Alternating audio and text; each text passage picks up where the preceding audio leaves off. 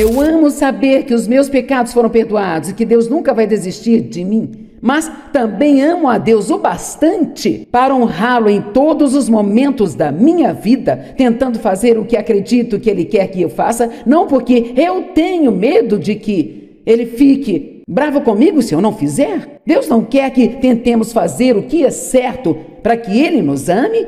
Ele quer que nós o amemos tanto e porque Ele nos ama, nós queremos fazer o que é certo. Não há nada que possamos fazer para salvar a nós mesmos. A maioria de vocês já sabe disso, mas a outra coisa que esquecemos muitas vezes é que a maneira pela qual fomos salvos é a mesma maneira pela qual aprendemos a viver. Portanto, Deus quer que nós vivamos pela fé e não apenas recebamos Cristo pela fé.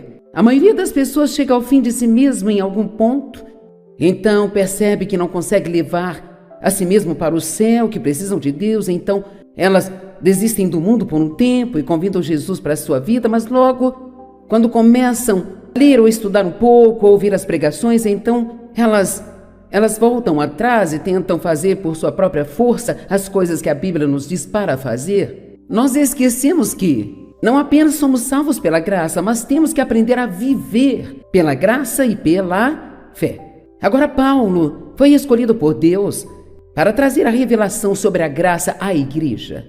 Ele foi qualificado por uma experiência que ele teve em sua vida.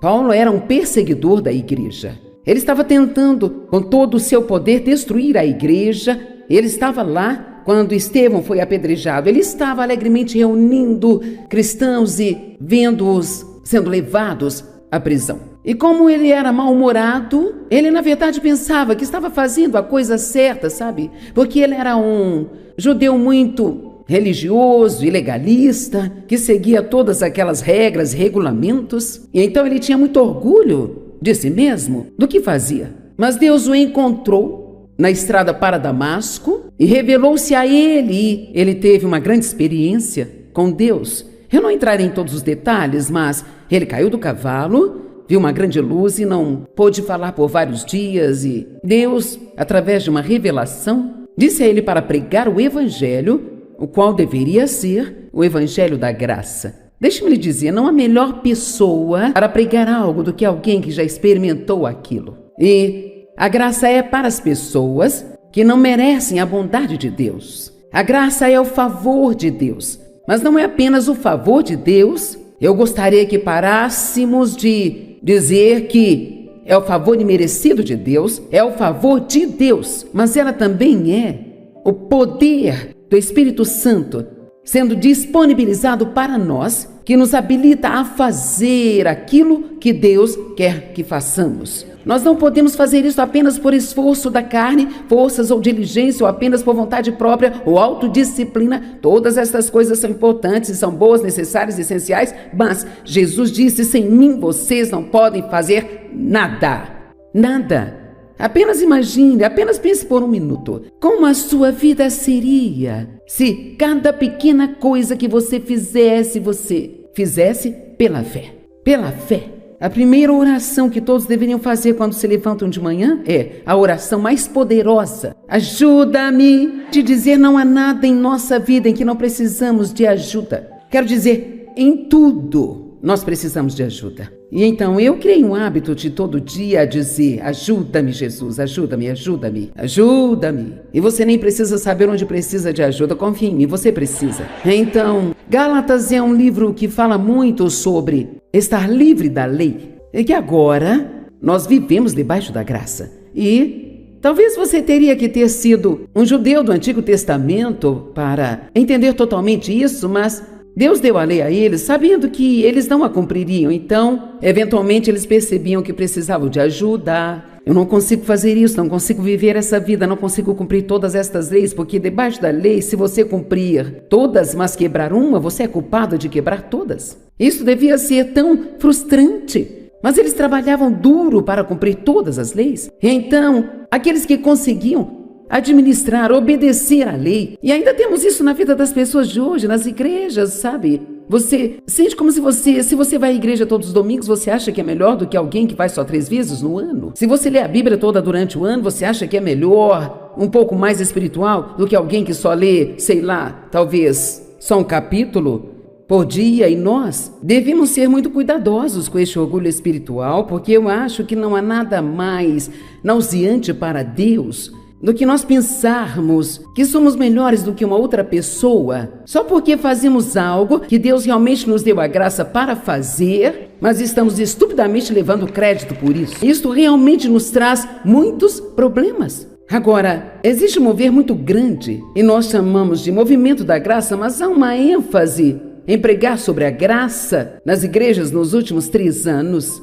Você vai encontrar, se estudar a história da igreja, que houve ênfase em várias coisas em diferentes momentos. E é bom porque, por mais forte que nós sejamos em algo, nós podemos deixar isto meio que desaparecer de nossas vidas e Deus precisa voltar atrás e nos dar um curso de atualização. Mas nem tudo que é bom continua sempre bom. Parece que nós, como cristãos, não sabemos como ficar fora da trincheira, sabe? E então, teve o movimento da santidade anos atrás, e foi maravilhoso, as pessoas estavam vivendo vidas mais santas, mas então cruzaram a linha onde todo mundo se tornou muito legalista. E então, de repente, você não podia fazer nada. Não podia usar maquiagem, não podia cortar cabelo, não podia dançar, não podia ir à festa, não podia ver um filme, não pode. E bem, quem vai aceitar isso por muito tempo? Muitos jovens, talvez alguns de vocês que foram criados em igrejas como essas, na verdade isso te afastou de Deus, em vez de te aproximar dele, porque parecia que para ser cristão, você nunca poderia ter nenhum divertimento em toda a sua vida. O movimento da palavra da fé nos anos 60 e 70. Muitas pregações sobre prosperidade. Eu agradeço a Deus por isso. Deus tocou a minha vida de uma maneira poderosa, porque eu sabia que eu fui salvo pela graça, mas eu não sabia nada sobre o uso da minha fé para outra coisa que não fosse apenas a salvação. Agora, a fé é algo que Deus dá a você que você precisa usar e liberar na sua vida. É uma força poderosa, mas não é apenas um automático. Você coloca sua confiança em Deus, você coloca sua fé nele. E sou grata pelo que eu aprendi sobre a prosperidade, mas perdeu o equilíbrio. Sou grata pelo que eu aprendi sobre a fé, mas perdeu o equilíbrio. Então, toda vez que alguém tinha um problema em sua vida, era porque não tinha fé suficiente. Se você ficou doente, você não teve fé. Se seu filho morreu, você não teve fé. Bem, isso não está certo. Você não pode. Não há nenhum lugar na Bíblia prometendo que nunca teríamos problemas. E não importa quanta fé você tenha, você não vai conseguir evitar e nunca ter problemas em sua vida. E Jesus mesmo disse: no mundo vocês terão aflições. Não temas, porque eu venci o mundo. Você vai encontrar aqui uma das coisas que Paulo diz e ensina muito firmemente, é que, e sabe, você tem que ter muito cuidado para não se afastar da verdade. E você sempre deve testar os espíritos e garantir que tudo que você acredita esteja fundamentado na palavra de Deus. Precisamos ser... Veja, o diabo não se importa se você não faz o bastante ou se faz muito mais de algo, sabe? Você compreende? Se você não limpa a sua casa de jeito nenhum, ele fica feliz com isso. Mas se você se torna fanática e faz da sua casa um mausoléu que não pode ter um pingo de poeira nela, e você só gasta a sua vida toda tentando impressionar a todos como sua casa perfeita, eu cheguei a esse ponto. Então, isso também se torna um problema, porque agora você é um escravo daquilo que você estabeleceu para si mesmo, das quais você recebe o seu valor e mérito. O equilíbrio é muito importante. E para ser honesta, nós não somos realmente muito bons nisso. E agora eu tenho que começar a ler aqui, então. Mas eu quero começar dizendo que nós já fomos libertos da lei. Graças a Deus nós fomos libertos. A pregação sobre graça que vamos ouvir hoje deixa isso muito claro. Nós fomos libertos da lei. Estamos livres dela. O Antigo Testamento foi concluído. Nós temos agora uma nova aliança com Deus. É a aliança da graça. Mas aqui está. Eu não estou dizendo que as pessoas não são. Algumas pessoas estão pregando isso, mas algumas estão ficando sem equilíbrio nisso, sabe? E a graça não é uma desculpa para viver uma vida desleixada e se safar disso. Vamos lá, fiquem comigo. Graça é o poder de não ter que viver no pecado. Isso não é uma desculpa para pecar, nem só uma atitude que Deus vai observar porque é muito indulgente. Nós somos libertos das leis da Antiga aliança, que abrange coisas semelhantes ao que nós chamamos de lei cerimonial. Libertos de seguir regras e regulamentos e ter que honrar certos dias e dias de festas e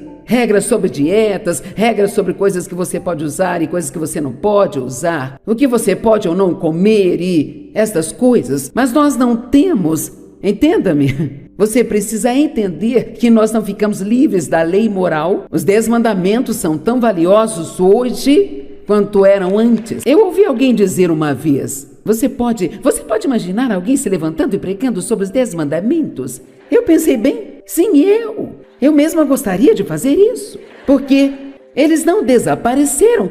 Há uma nova liberdade, sabe? Eu não acho necessariamente que você precisa separar todos os domingos e ficar em casa o dia todo, sem fazer nada, mas eu acho que se você não tiver um descanso sabático, numa média de uma vez por semana, você vai desmoronar.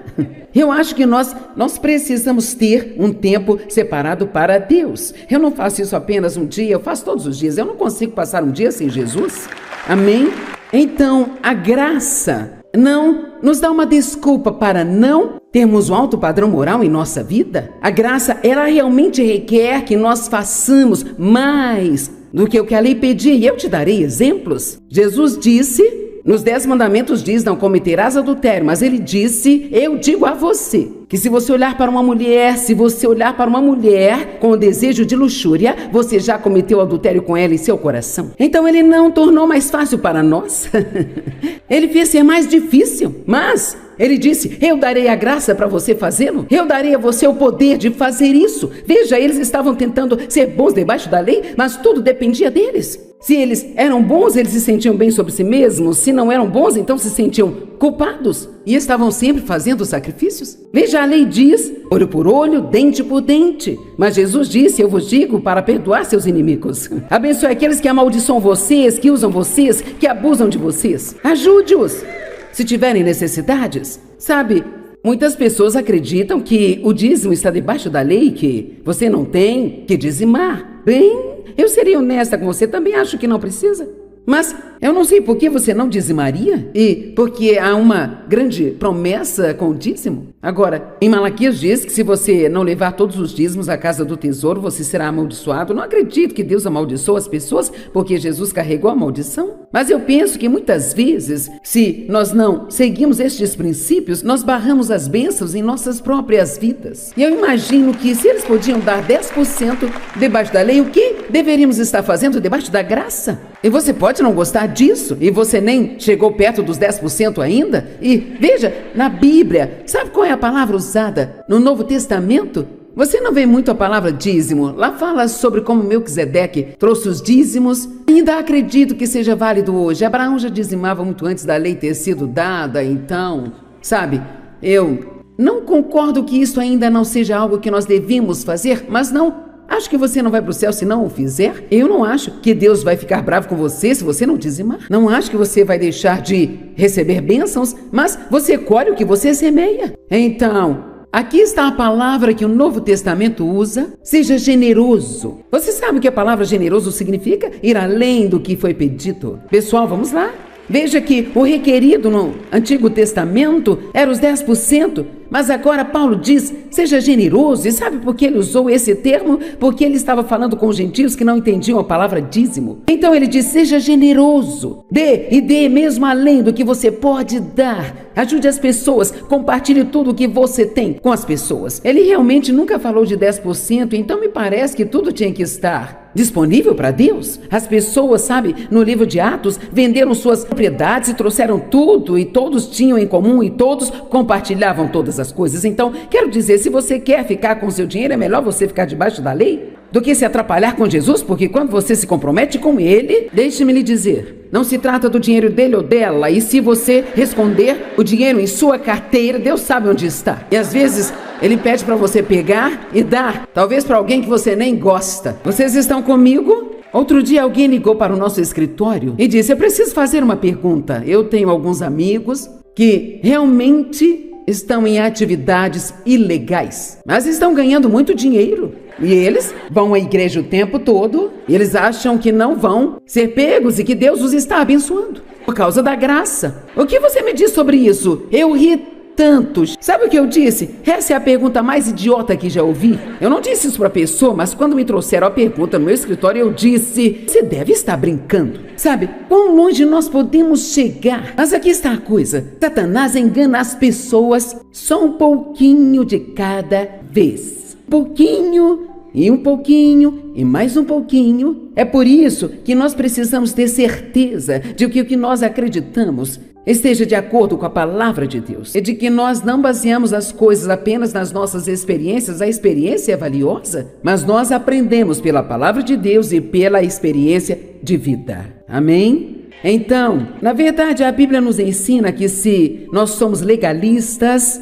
e fazemos tudo debaixo da lei, isto é um sinal de imaturidade espiritual. E que pessoas espiritualmente maduras sabem como ser lideradas e guiadas pelo Espírito Santo. Que Deus escreveu a lei em nossos corações. Os 10 mandamentos estão escritos em nossos corações. Vocês estão me acompanhando? Estão bem? Deixe-me fazer uma pergunta. Quantos de vocês são muito bons em transformar as coisas em lei? Quantos de vocês não têm uma pista do que eu estou falando? Tudo bem, darem um exemplo. Limpar a minha casa. Eu limpo a minha casa todos os dias. Nós aspiramos todos os dias, tiramos poeira todos os dias, polimos os espelhos da casa todos os dias, porque veja, realmente eu não me sinto bem sobre mim mesma. Eu me sinto melhor se as coisas ao meu redor estão bem arrumadinhas, sabe? Alguém está ouvindo algo do que eu estou dizendo? Então, você pode fazer a leitura da Bíblia ser uma lei. Certa vez entrei nesta coisa de ler a Bíblia toda em um ano. A igreja estava lendo toda a Bíblia em um ano. E você lia 2 capítulos no Antigo Testamento, 2 no Novo, um em Provérbios, outro em Salmos, todos os dias, 6 dias por semana. E você lia toda a Bíblia em um ano. E todos tinham um calendário. Eu coloquei o meu calendário na geladeira, na cozinha, para que as pessoas vissem que eu estava. Depois de ler seus 6 capítulos, você pega o marcador. A sua carne adora marcadores. Sabe, se você é um legalista, você gosta de lista. Quantos de vocês amam uma lista? Ok.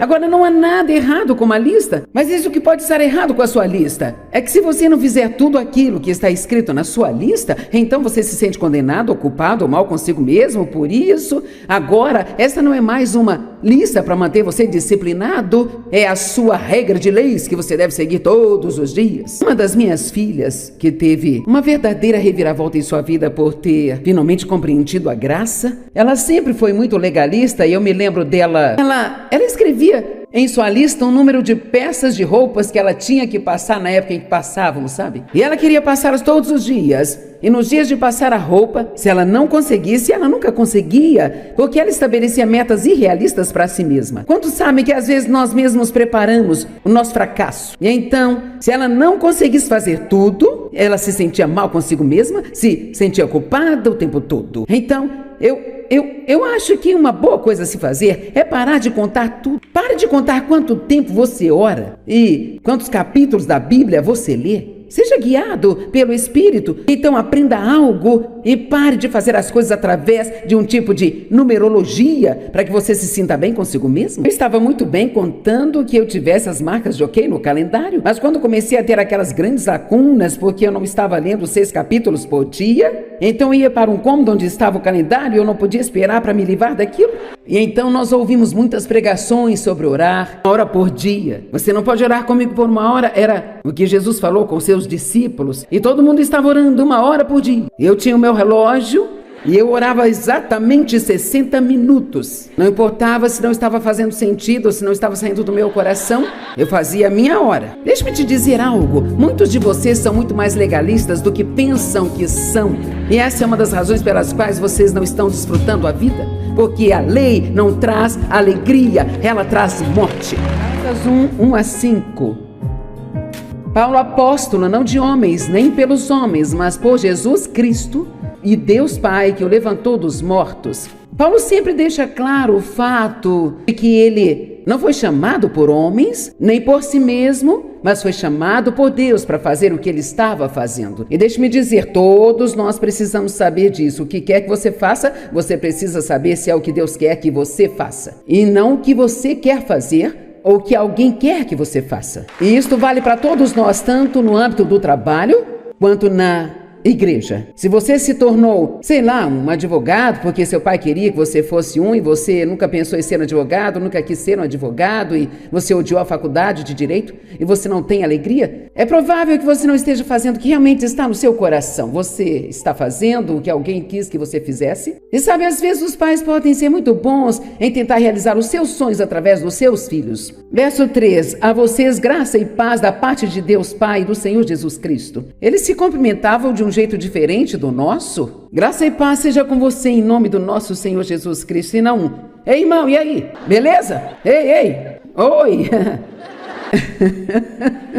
Eles falavam algo que fazia sentido, sabe? Quer dizer, algumas mensagens de texto que eu recebi um outro dia do meu filho e tinha tantas abreviações nela. Eu não conseguia entender do que ele estava falando, sabe? Eu tive que ligar para ele e perguntar aqui, do que você está falando afinal?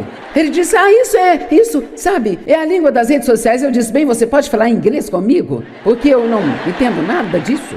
Eu não tenho tempo para decifrar, já que agora, ok, é apenas K. Então eu disse para o pessoal que trabalha para mim, se vocês me mandarem um texto só com K, o mínimo que você poderia dizer é ok. Eu acho que nós podemos ir além disso aí. Senhor, eu preciso pregar em Gálatas, tem tanto assunto e eu não estou fazendo direito.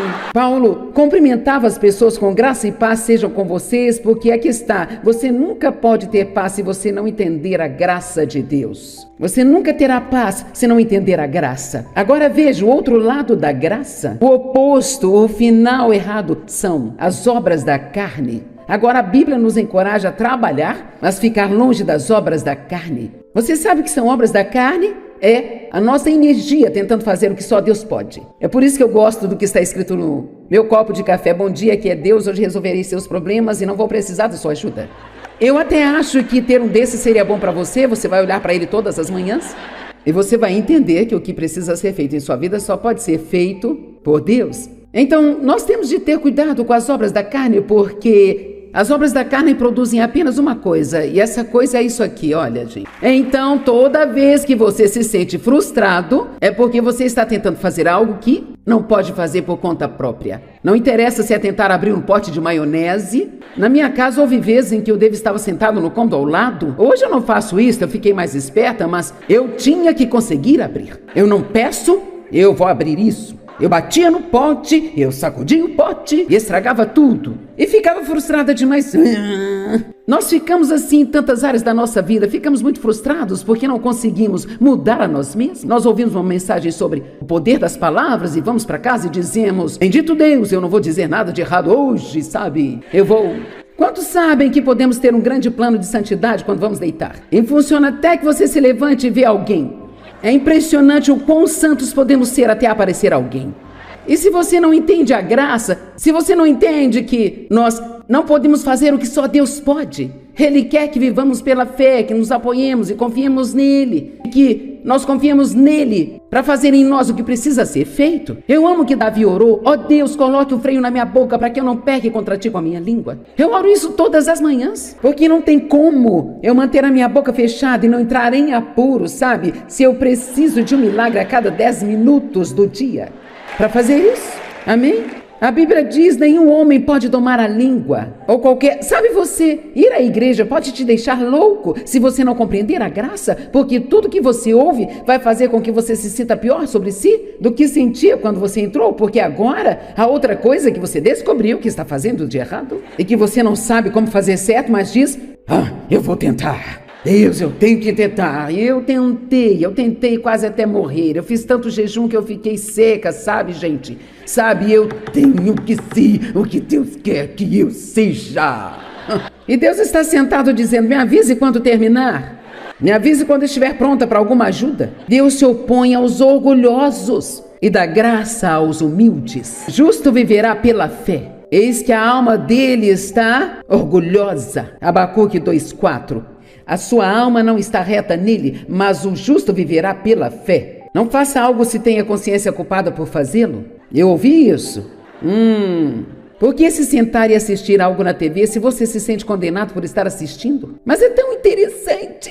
eu entendi, eu compreendo. Mas há muitas vezes em que nós escolhemos fazer a coisa errada e nos sentimos tão mal por isso mais tarde. Então não vale a pena. Simplesmente não vale a pena. Amém? Hebreus capítulo 10, verso 38. Mas o meu justo viverá pela fé. Gálatas 2:20, Paulo disse: eu fui crucificado com Cristo, já não sou eu quem vivo, mas Cristo vive em mim, e a vida que eu tenho agora, eu vivo pela fé. Pela fé. 2 Coríntios 5:7, porque andamos pela fé e não por vista. Aqui está uma passagem que deve nos trazer um pouco de temor. Romanos 14:23, tudo que não é pela fé é pecado. Bem, a menos que você possa reclamar pela fé, isso significa que reclamar é pecado. A menos que você possa fofocar pela fé, vamos lá. Isso não é difícil, todos nós podemos entender. Há tantas coisas que nós fazemos que não podemos dizer que estamos fazendo pela fé. Nós não podemos dizer que estamos fazendo com a aprovação de Deus. E essas são coisas que, se você quer viver debaixo da graça, essas são coisas que você precisa eliminar da sua vida,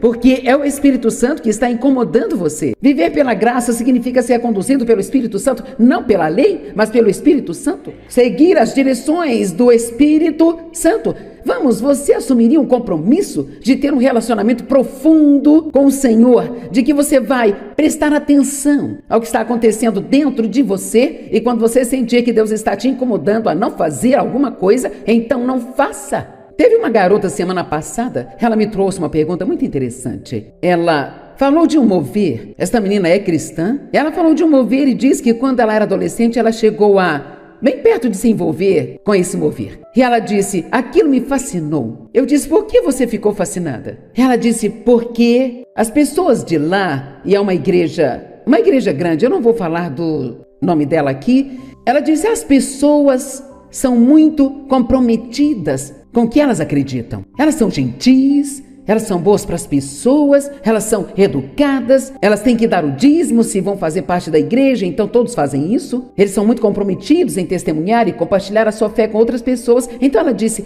eu cheguei ao ponto em que eu pensei, bem, se nós estamos certos, se são os cristãos que têm a verdade, nós estamos certos, então por que tantas pessoas não praticam o que dizem que acreditam? Isso é muito importante para os dias em que nós vivemos. Agora, quer que eu diga no que eu acredito? Ela me perguntou por quê. Eu disse, eu acho que é porque as pessoas não têm mais o temor reverencial de Deus. Agora veja, nós aprendemos a não ter medo de Deus. O perfeito amor lança fora o medo. Quando conhecemos o perfeito amor que Deus tem por nós, não precisamos ter medo de Deus ou medo de que Ele vá nos punir. Mas todos nós precisamos ter o temor reverencial, que basicamente diz Deus é Deus e Ele quer dizer o que Ele diz. Então, se Ele diz, faça isso, você será abençoado, faça aquilo e você não vai gostar muito da sua vida, então é como vai ser e é melhor eu ouvir. Temos que ter cuidado para não colocar Deus em um nível onde Ele é apenas o nosso camarada e amigo. Ele é seu amigo, mas Ele é Deus, todo-poderoso, soberano, onipotente,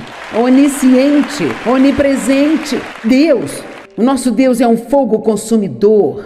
Amém? E nós somos salvos pela graça, mas em Filipenses 2 diz, agora, opere a sua própria salvação com temor e tremor, não pela sua própria força, mas em tudo deixe Deus te ajudar. O que significa operar a sua própria salvação? Não significa trabalhar pela salvação. Significa que a salvação é um presente e vem para você em seu espírito. Seu espírito é feito santo, você é santificado, é justificado com Deus. Nada no seu espírito precisa melhorar. É por isso que nós podemos dizer, eu sou a justiça de Deus em Cristo, eu sou santo, eu fui santificado, porque você é todas estas coisas em seu espírito. Deus não poderia viver no seu espírito se Ele não limpasse totalmente o local primeiro. Estão comigo? Mas agora, no resto da nossa vida, o trabalho que temos que fazer é trabalhar com o Espírito Santo e deixar que o que Deus nos deu, este grande presente que Ele deu a nós, possa trabalhar operando a sua salvação. E você faz com temor e tremor, sabendo que esse é um trabalho de Deus. Bem, talvez isso seja mais necessário do que eu pensei que seria. Quando foi a última vez que você ouviu uma boa, poderosa pregação sobre o temor reverencial de Deus? Eu não vejo nenhuma mão levantada. E Provérbios diz que o temor do Senhor é o princípio da sabedoria. Não é ter medo de Deus. Eu realmente não tenho medo de que Ele vá me ferir se eu fizer algo errado. Eu não tenho medo de ir para o inferno. Eu não tenho medo de que Deus me castigue. Mas eu creio que as promessas de Deus têm condições associadas a elas, sabe? Eu creio que eu vou colher o que eu plantei. Esta é uma lei bíblica. Então, sim, eu tenho medo de não fazer o que Deus me diz para fazer? Porque eu não quero perder a melhor vida que Ele conquistou para mim. Eu não tenho medo de me machucar, mas eu tenho medo de perder o propósito dele para mim. O melhor exemplo prático que eu posso dar é quando nossos filhos estavam crescendo. Se o David dissesse, vocês estão de castigo por 2 semanas, eles ficavam por 2 semanas. Se eu dissesse, 3 dias depois eu já ficava farta de estar com eles dentro de casa o dia todo. É fácil para um homem colocar seus filhos de castigo por 2 semanas, sair para trabalhar e deixá-la trancada com eles em casa. Eu me sentia mal, ficava com dó deles, então dizia, você aprendeu a lição, então eu vou deixar você sair, viu? Mas sabe o quê? Eles amavam a mim, mas eles tinham temor reverencial pelo Dave. Quantos sabem o que eu quero dizer? E então, quando Deus diz algo, Ele está falando muito sério. Estão comigo? Ele está falando sério. E se Ele diz que é fiel, Ele é fiel. Se Ele disser, faça isso, você será abençoado. Se você fizer isso, pode anotar, você será abençoado. Mas se Ele disser, não faça isso, senão não vai ser abençoado, então você pode escrever também. Eu me espanto e sempre pondero como ministra coisas que às vezes eu não quero julgar, mas eu não entendo. Quando talvez alguma coisa apareça sobre um ministro que estava tendo um caso ou o que quer que seja nos últimos 3 anos, eu não consigo entender como alguém pôde fazer aquilo e subir no púlpito e pregar. Eu teria ficado petrificada ao fazer isso.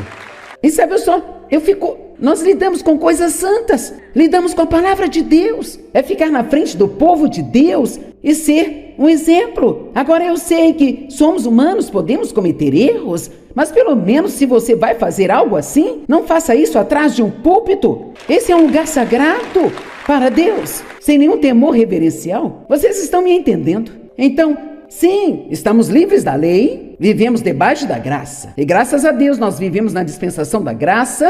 Eu amo a graça, eu amo a misericórdia de Deus. Eu amo saber que os meus pecados foram perdoados e que Deus nunca vai desistir de mim. Mas também amo a Deus o bastante para honrá-lo em todos os momentos da minha vida, tentando fazer o que acredito que Ele quer que eu faça, não porque eu tenho medo de que Ele fique bravo comigo se eu não fizer. Deus não quer que tentemos fazer o que é certo para que Ele nos ame. Ele quer que nós o amemos tanto e porque Ele nos ama, nós queremos fazer o que é certo. E então, nós trabalhamos para fazer o que é certo, porque é certo. Uma das coisas mais importantes no capítulo 1 de Gálatas está no verso 10, Gálatas 1:10. Paulo disse, se eu estivesse procurando ser popular com as pessoas, ou se eu estivesse procurando a aprovação dos homens, estou eu procurando a aprovação dos homens ou de Deus? Se eu ainda estivesse tentando agradar aos homens, eu não seria mais o servo de Cristo Jesus? Uau! Ele tem uma grande sessão aqui sobre agradar as pessoas, que se eu viver tentando agradar as pessoas em vez de agradar a Deus, eu vou perder tudo aquilo que Deus tem para mim na minha vida. Vamos ler Gálatas 1, do 10 ao 24. Acaso estou eu procurando a aprovação dos homens ou de Deus? Ou estou tentando agradar aos homens? Se eu ainda tentasse agradar aos homens, agora eu não seria um servo de Cristo? Porque quero que saibam, meus irmãos, que o evangelho que foi pregado por mim não é o evangelho dos homens. Porque eu não o recebi de homem nenhum, nem fui ensinado, mas eu o recebi por uma revelação de Jesus Cristo. Pois vocês ouviram da minha vida anterior no judaísmo, como eu persegui a igreja de Deus e violentamente tentei destruí-la. Eu estava avançando no judaísmo muito além de outros da minha idade entre o meu povo, sendo extremamente zeloso pelas tradições dos meus pais. Mas quando Ele que me separou antes de eu nascer, veja, você foi separado para algo antes de você nascer? Amém? Cada um de nós fomos separados para fazer algo antes de nascermos. Quando Ele me chamou por sua graça e teve o prazer de revelar o seu Filho Jesus a mim, para que eu pudesse pregá-lo entre os gentios, agora olhe a última linha do versículo 16. Imediatamente eu não consultei a ninguém. Eu amo isso. Ele disse, quando Deus me chamou, eu não perguntei a 10 pessoas se elas achavam que estava bem. Sabe, quando Deus me chamou, eu não conhecia ninguém que pensava que estava tudo bem. Nem o Dave gostou disso nas primeiras semanas, porque ele não entendia por que me chamou e não chamou a ele. Mas ele é um homem inteligente, não demorou muito tempo e ele ouviu a Deus e Deus disse, eu a chamei. Se você fizer o que eu quero, você será feliz. Desde que ela faça o que eu quero e ela será feliz. Se você não fizer o que deveria estar fazendo na vida, você não vai ser feliz. Fugir de Deus não é um bom lugar para se estar. E Paulo disse que ele não se importava com as pessoas. Ele não tinha que estar com as pessoas importantes para se sentir bem consigo mesmo. Ele já sabia quem ele era. Então, se alguém não gostasse do que ele estava fazendo, isso não o preocupava. Agora, a Bíblia diz que vivemos para agradar o nosso vizinho e não a nós mesmos. E você pergunta para mim, você diz para agradar as pessoas, para não agradar as pessoas? Joyce, o que você quer afinal? Bem, a coisa é que nós vivemos para agradar as pessoas, mas se agradar as pessoas significa que eu não posso agradar a Deus? Ok, eu vou dar um exemplo num minuto e ver o que acontece. Uma mulher casada com um homem não salvo. Ele se recusa a deixá-la ir à igreja. O que ela deve fazer? Ir a si mesmo. Você diz por quê? Porque é algo que Deus a chamou para fazer. A mulher de Smith Wickles fez isso. Ele foi um grande pregador, um grande homem de fé. Depois ele foi. Mas ele dizia à sua esposa que ela não podia ir e toda vez que ela ia, ele a trancava do lado de fora da casa. Ela dormia na área de serviço. E de manhã, quando ele a deixava entrar, ela dizia: "Bom dia, Smith", fazia um delicioso café da manhã para ele. Ela era tão doce. E assim ele acabou sendo salvo e se tornou um fantástico pregador. Deixe-me dizer, quando alguém diz para você não ler a sua Bíblia, não ir à igreja e todas essas coisas, eles não vão respeitar você se não fizer o que você sabe que é certo no seu coração.